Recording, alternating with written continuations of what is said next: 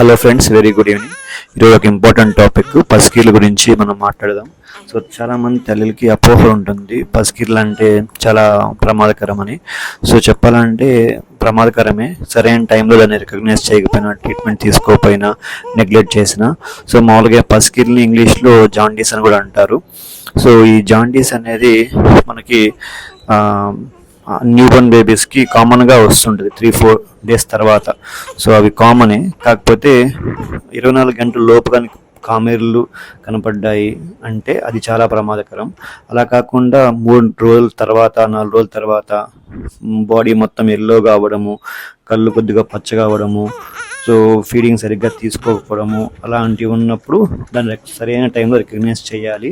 So recognise చేసి దాని సరైన ట్రీట్మెంట్ డాక్టర్ దగ్గర కన్సల్ట్ అయ్యి దాన్ని తీసుకోవాలి. అలా కాకుండా లైక్ సూర్యుడి కింద పెట్టడము, ఎండలో పెట్టడము, లేకపోతే ఇంకా నాటు వైద్యం అలా చేస్తూ ఉంటే అవి కొద్దిగా డేంజర్గా అవుతాయి. అంటే లైక్ అవి ఎక్కువ అయిపోవడం వల్ల బ్రెయిన్కి వెళ్ళిపోవడం, ఇంకోటి ఫిట్స్ రావడము, ఇవన్నీ కారణాలు అవుతాయి.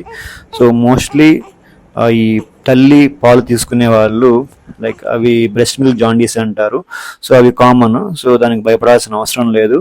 సరైన టైంకి మనం రికగ్నైజ్ చేసుకొని లైక్ మనం టెస్ట్ ఉంటుంది, లైక్ మనకి బిలిరూబిన్ లెవెల్ అనేది మనం టెస్ట్ చేయించుకోవాలి. దాన్ని చేయించుకోవడం వల్ల మనకి ఎంత లెవెల్ బిలిరూబిన్ అనేది ఉంటుంది అనేది తెలుస్తుంది.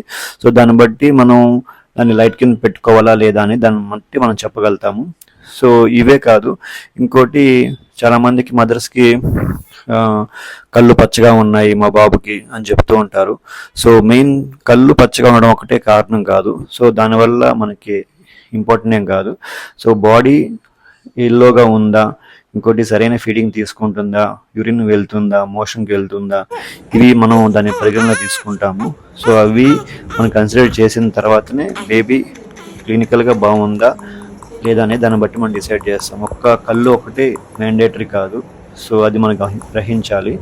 సో ఇది ఇంపార్టెంట్ థింగ్స్.